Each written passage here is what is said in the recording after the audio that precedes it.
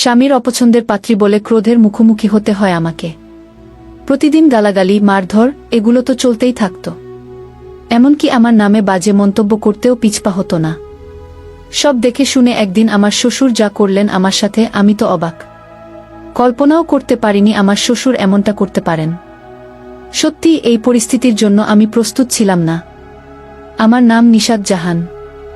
সেই ছোটবেলায় মা মারা যান ক্যান্সারে। তারপর বাবা আরেকটা বিয়ে করেন। সৎমা আমাকে দুচোখে দেখতে পারেন না। বাড়ির সব কাজ আমার হাতে তুলে দেন। পড়াশোনা কি তাও জানি না। স্কুলের বারান্দায় পা রাখতে পর্যন্ত দেননি। তার ছেলে মেয়ে দুজনকে অনেক দামি স্কুলে পড়ান, আর আমাকে ঘরের কাজের মেয়ে বানিয়ে রেখেছেন। বাবা সব দেখেও কিছু দেখেননি এমন ভাব করে থাকেন। তার সামনে যদি আমাকে মারেও তিনি একটু প্রতিবাদ করেন না। সৎমার অত্যাচার, সৎ ভাইবোনের অত্যাচারে জীবন অতিষ্ঠ হয়ে উঠেছিল আমার। এক সময় মন চাইতো কোথাও চলে যাই, কিন্তু পারতাম না। বাইরের পরিস্থিতি যা, তাতে সাহস হয় না। আমার সৎমা আর সৎ বোন আমাকে খুব হিংসা করে। আমার সৌন্দর্যই তাদের হিংসার কারণ। তাই সবসময় আমাকে নোংরা কাপড় পরতে দেয়, সপ্তাহে একবার গোসল করতে দেয়, যাতে আমার সৌন্দর্য কারো চোখে না পড়ে। বাড়ির 4 দেয়াল ছাড়া বাইরে যাওয়ার অনুমতি নেই। সবার অত্যাচার আর অবহেলায় বড় হয়ে উঠছি আমি। এখন আমার বয়স 22 বছর, কিন্তু বিয়ের কোনো নামগন্ধ নেই কারো মুখে। মাঝে মাঝে বাবা আমার বিয়ের কথা বলেন, কিন্তু আমার সৎমা রাজি হন না। তিনি বলেন, ওকে বিয়ে দিলে বাড়ির কাজ কে করবে? সৎমায়ের কথা শুনে বাবা চুপ হয়ে যান, যদিও মনে মনে খুব কষ্ট পান। এদিকে আমার সৎ বোনের জন্মদিন উপলক্ষে বট করে পার্টির আয়োজন করা হলো। সবাইকে দাওয়াত দেওয়া হলো। বাবার বড় বোন খালাম্নি জোবায়দা খাতুনকেও দাওয়াত দেওয়া হলো। আমার সৎমা ওনাকে খুব ভয় পায়। বড় খালা আমাকে খুব ভালোবাসেন। ওনার সামনে আমার সৎমা কিছুই করতে পারেন না। যখন বাবার মুখে শুনলেন বড় খালা আসবেন, তিনি খুব ভয় পেয়ে গেলেন। আমাকে বললেন, আজ মেহমান আসবে, তৈরি হয়ে থাক। সেদিন বড় খালা একা আসেননি, সাথে খালু এবং উনার দেবর এসেছিলেন। দেবরের নাম মোশাররফ হোসেন। খালারা 3 ভাই। খালু সবার বড়। খালাকে দেখে আমি কাছে গিয়ে সালাম করি। খালা আমাকে জড়িয়ে ধরে বললেন, সালাম করতে হবে না, আমার বুকে আয়।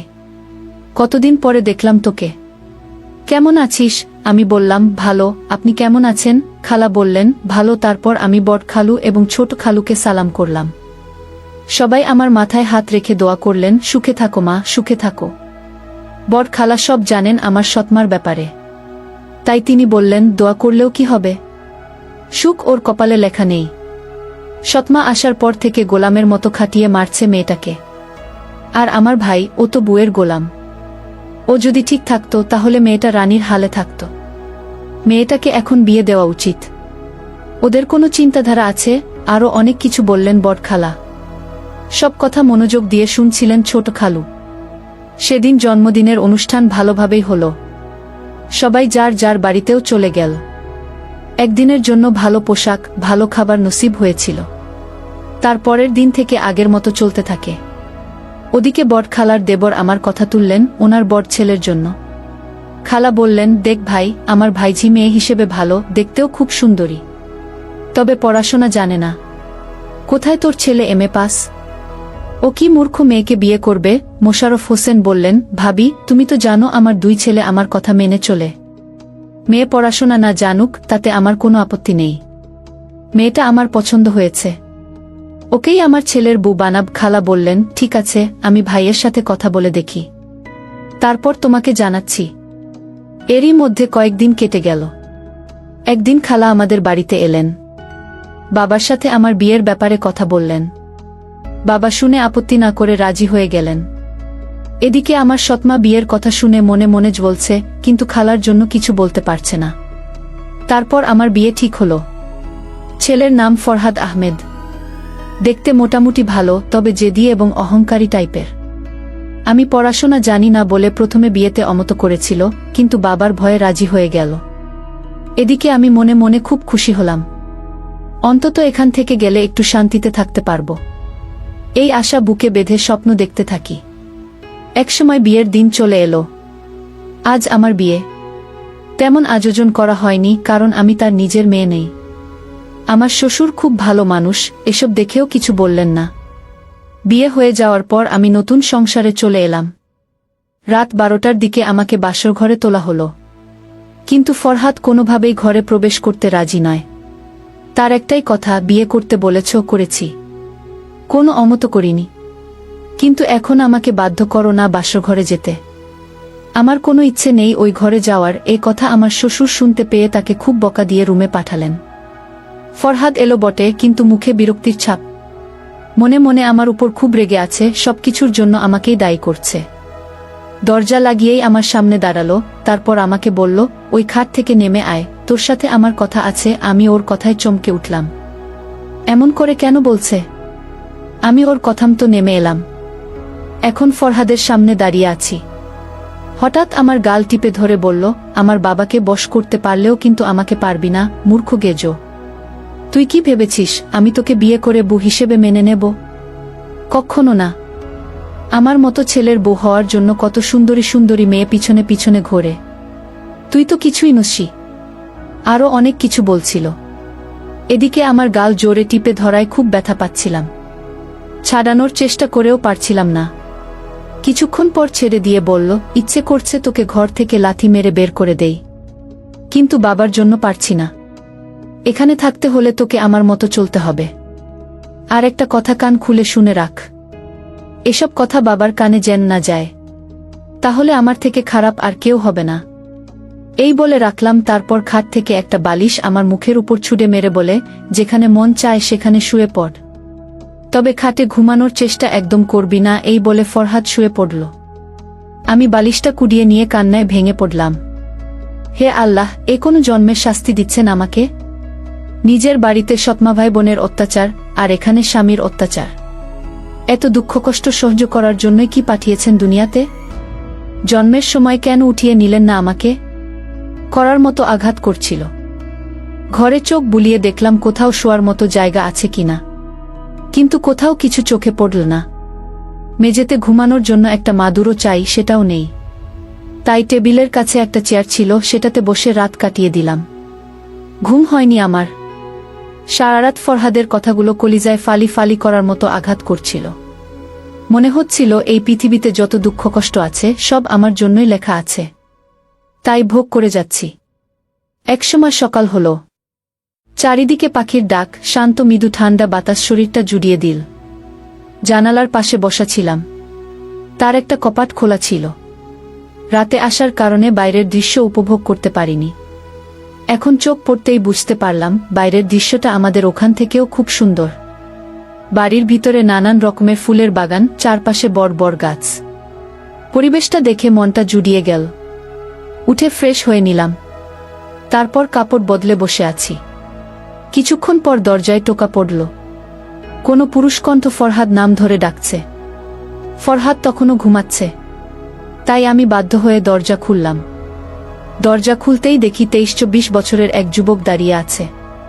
আমাকে দেখে মাথা নিচু করে বলল, গুড মর্নিং ভাবি। ভাইয়া কোথায়? বুঝতে পারলাম এটা আমার দেবর। আমি বললাম, উনি তো ঘুমাচ্ছেন। ছেলেটা বলল, ভাবি, আমার নাম রিফাত আহমেদ। বাবা নাস্তার টেবিলে অপেক্ষা করছেন, তাই ডাকতে এলাম। ভাইজা যখন ঘুমাচ্ছেন, আপনি চলুন আমার সাথে। আমি আর কিছু বললাম না। রিফাতের পিছু পিছু গেলাম নাস্তা করতে। আমার দেবর খুব ভালো, পড়াশোনা ঢাকায় করে। আমাদের বিয়ে উপলক্ষে তাই এসেছিল। আমাকে খুব সম্মান করে। এদিকে দিন দিন ফরহাদ ক্ষিপ্ত হয়ে উঠছে আমার উপর। যখন তখন হাত তোলে আমার গায়ে। আমার শ্বশুর অনেক বোঝানোর চেষ্টা করেন। ফরহাদ বাবার কথা পাত্তা দেয় না। আগে এমন ছিল না। আমাকে বিয়ে করার পর থেকে এমন বেপরোয়া হয়ে গেছে। এর জন্য নিজেকে দায়ী মনে হয়। মাঝে মাঝে এমন বাড়িতে আসে 2-1 সপ্তাহ ছুটি নিয়ে। ঢাকায় পড়াশোনা করার কারণে সব বন্ধু ঢাকায়। এখানে তেমন বন্ধু নেই ওর, তাই বেশিরভাগ সময় বাড়িতে থাকে। রিফাত প্রায় সময় দেখত আমাকে মারছে ফরহাদ। মাঝে মাঝে ছাড়ানোর জন্য এগিয়ে আসত।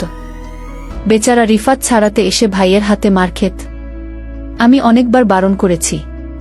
রিফাত বলে, ভাবি, চোখের সামনে আপনাকে মারছে, কি করে না গিয়ে থাকি বলুন তো? এভাবে চলতে থাকে প্রায় 2 বছর। একদিন রাতে খুব বৃষ্টি হচ্ছিল। ফরহাদ বাসা ছিল। পরীক্ষার কারণে ঢাকায় যায়নি। বৃষ্টির কারণে আমার শ্বশুর খাবার খেয়ে তাড়াতাড়ি শুয়ে পড়লেন। 10টার দিকে ফরহাদ খেয়ে শুয়ে শুয়ে মোবাইল দেখছে। কি দেখছে জানি না, তবে ওর চেহারা দেখে লক্ষণ ভালো মনে হলো না। মনে হচ্ছে খারাপ কিছু দেখছে ফোনে। এমনিতেই তো আমার সাথে কথা বলে না, তাই আমি জিজ্ঞেস করার প্রয়োজন বোধ করিনি। নিজে মাদুর পেতে শুয়ে পড়লাম। সারাদিন কাজ করার ফলে শরীর ক্লান্ত লাগছিল, তাই চোখ বন্ধ করে ঘুমানোর চেষ্টা করছি। ধীরে ধীরে ঘুমের রাজ্যে হারিয়ে যাচ্ছি। হঠাৎ কেউ একজন ঝাঁপিয়ে পড়ল আমার উপর। ব্যাপারটা কি ঘটল বুঝতেই পারলাম না। শুধু এটুকু বুঝতে পেরেছি কেউ আমার সাথে ধস্তাধস্তি করছে। কাঁচা ঘুম ভেঙে যাওয়াতে মনমেজাজ খুব খারাপ ছিল। জোরে ঝাঁপিয়ে পড়ার কারণে বুকে খুব ব্যথা পেয়েছি, খুব যন্ত্রণা হচ্ছে। কিছুক্ষণ সময় লেগে গেল বুঝতে কে এমন করছে। সারা ঘর অন্ধকার ছিল। আমি জোরে ধাক্কা মেরে ফেলে দিয়ে বললাম, কে? ফরহাদ নিজেকে সামলে নিয়ে বলল, আমি। আমার আর বুঝতে বাকি রইল না। ফরহাদ এমন করছে আমার সাথে, কিন্তু কেন? আমাকে বললেই তো পারত আমি ওর বিবাহিতা স্ত্রী। আমার সবকিছু ওর, তাহলে জোরজবরদস্তি করার কি প্রয়োজন? আর ভাবার সুযোগ পেলাম না। ফরহাদ আবার ঝাঁপিয়ে পড়ল আমার উপর। ওর প্রতিটি স্পর্শ যন্ত্রণাদায়ক মনে হচ্ছিল। সারা রাত পশুর মতো বারবার নিষ্পেষণ করেছে আমাকে। বাধা দিতে চেয়েছিলাম অনেকবার, কিন্তু পেরে উঠিনি। যতবার বাধা দিয়েছি ততবার ওর লোহার মতো হাতের থাপ্পড় খেয়েছি। তাতে আমার ঠোঁট ফেটে গেছে, 2 গালে আঙুলের দাগ স্পষ্টভাবে ফুটে উঠেছে। ভোরের দিকে ছেড়ে দিল। একটা মানুষ নিজের ক্ষুধা নিবারণের জন্য এতটা অমানুষ হতে পারে, তা ওকে দেখে বুঝলাম। নিজের চাহিদার নেশায় এতটাই মগ্ন ছিল যে ও বুঝতেই পারেনি কি করেছে। সকালে অনেক কষ্টে উঠে ফ্রেশ হয়ে নিলাম। সারা বাড়ির কাজ আমাকেই করতে হবে। আমার শ্বশুর আমাকে লক্ষ্য করলেন। আমার মুখ দেখে তিনি বুঝে গেলেন কাল রাতে নিশ্চয়ই আমাকে মেরেছে ফরহাদ। ফরহাদকে ডেকে খুব বকা দিলেন। এই 2 বছরের মাথায় স্বামীর অত্যাচার হোক কিংবা ভালোবাসা হোক, একদিনেই নসিব হয়েছিল। মাসখানেক পর বুঝতে পারলাম আমি গর্ভবতী। ততদিনে রিফাত বাড়িতে চলে এসেছে পরীক্ষা শেষ করে। মনে মনে ভেবে নিলাম রাতে ফরহাদকে বলবো, নিশ্চয়ই ও খুশি হবে। হয়তোবা বাচ্চার জন্য নিজেকে পরিবর্তন করবে। রাতে ফরহাদ খাটে শুয়ে মোবাইল দেখছিল। আমি বললাম, একটা কথা বলার ছিল আপনাকে। ফরহাদ আমার দিকে না তাকিয়ে বলল, কি বলবি? তাড়াতাড়ি বল। এত বাহানার দরকার নেই। আমি ইতস্তত করে বললাম, আমি গর্ভবতী। আপনার বাচ্চার মা হতে চলেছি। কথাটা মুখ থেকে শেষ হতে দিল না। খাট থেকে লাফিয়ে উঠে ফরহাদ বলল, কি বললি? তুই গর্ভবতী? তা কি করে সম্ভব? বিয়ে হওয়ার পর থেকে আমি তোকে ছুঁয়েও দেখিনি। হ্যাঁ, হয়তো একদিন আমি নিজেকে কন্ট্রোল করতে না পেরে তোর সাথে সঙ্গম করেছি। একদিনের মিলনে কেউ কি গর্ভবতী হয়? এবার আমার চুলের মুঠি ধরে বলল, সত্যি করে বল। কার বাচ্চা পেটে নিয়ে আমার বাচ্চা বলছিস? কার সাথে নষ্টামি করেছিস? বাইরে তো যেতে পারিস না, তাহলে নিশ্চয়ই ঘরে কাউকে ডেকেছিস। সত্যি করে বল, এ বাচ্চার বাপকে? আচ্ছা, এমনটা নয় তো তুই আমার ছোট ভাইয়ের সাথে ফষ্টিনষ্টি করছিস? সারাদিন আমি অফিসে থাকি, বাবা অসুস্থ, সারাদিন রুমে বসে থাকে। বাড়িতে তুই আর আমার ভাই। কোথাও এমনটা না তো ওর সাথে তোর অবৈধ সম্পর্ক আছে? আমার তো মনে হচ্ছে এ বাচ্চার বাপ রিফাত।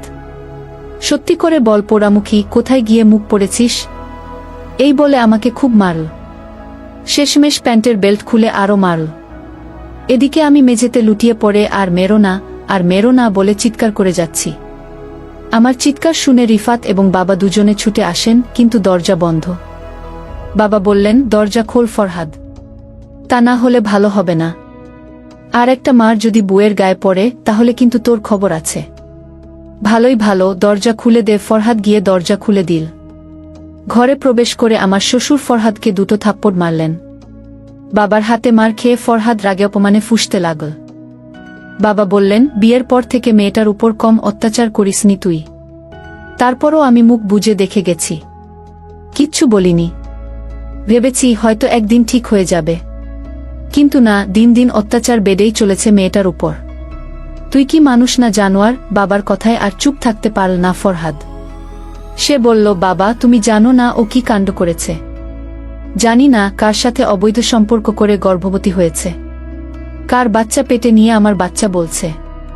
বিয়ে হয়েছে পর্যন্ত আমি ওর সাথে শারীরিক সম্পর্ক করিনি, আর এখন বলছে ওই বাচ্চার বাপ নাকি আমি। আমার তো মনে হচ্ছে রিফাতের সাথে ওর অবৈধ সম্পর্ক আছে। এই বাচ্চার বাপ রিফাত হবে। ফরহাদের কথায় ঘরের ভেতর বিষণ্ণতা নেমে এলো। কারো মুখে কোনো কথা নেই। রিফাত লজ্জায় মাথা উঁচু করে দাঁড়াতে পারছে না। রিফাতের চোখ দিয়ে টপটপ করে অশ্রু গড়িয়ে পড়ছে।